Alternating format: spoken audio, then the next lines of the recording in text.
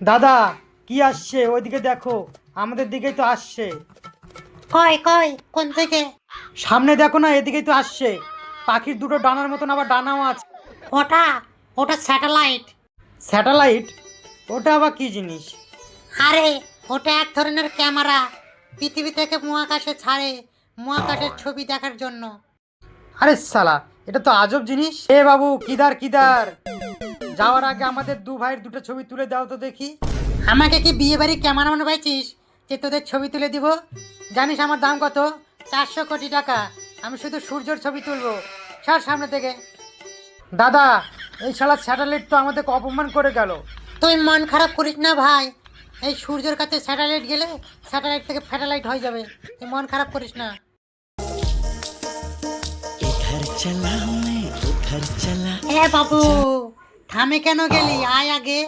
হ্যাঁ, আমাকে বোকা পাইছো নাকি? এর আগে যাব না, আমার মালিক এর আগে যেতে বারণ করেছে। এর আগে গেলে আমি ভস্ম হয়ে যাব। আমার সাথে চালাকি? কে রে তোর মালিক? মোদি সরকার। Sorry sorry, ISRO ISRO. ISRO? ISRO ওটা বা কোথায়? পৃথিবীতে। পৃথিবীর কোথায়?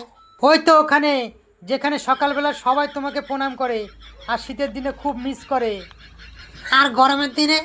গরমের দিনে সবাই তোমাকে ভয় করে। গরমের দিনে কেউ তোমাকে দেখতে চায় না। ও, ভারত থেকে এসেছো? হ্যাঁ, ঠিক বলেছো। একটু পোজ দিয়ে দাঁড়াও তো, তোমার একটা ছবি তুলি। মালিককে পাঠাতে হবে, প্রতিবেশীকেও তো জ্বলাতে হবে, নয়তো মালিক বলবে 400 কোটি টাকা জলে চলে গেল। হারে, 400 কোটি টাকা দিয়ে এত দূর চলে আসছিস? হারে, তোর ভাই বাদার আরো 3-4টা আসছে, ওরা তো 3,000-4,000 করোলের নিচে তো কথাই বলে না। তুই এত সস্তায় কিভাবে চলে আসলি? আমরা ভারতীয় না, আমাদের ট্যালেন্ট কি কম আছে? ঠিক করে দাঁড়াও, একটা ছবি তুলি, মালিককে পাঠাতে হবে। আচ্ছা। ভালো করে পোজ দাও, দাঁত বন্ধ করো, গরম বেড়ে যাচ্ছে। বেশি কথা বলিস না, এমন ফু দিব ভস্ম হয়ে যাবি।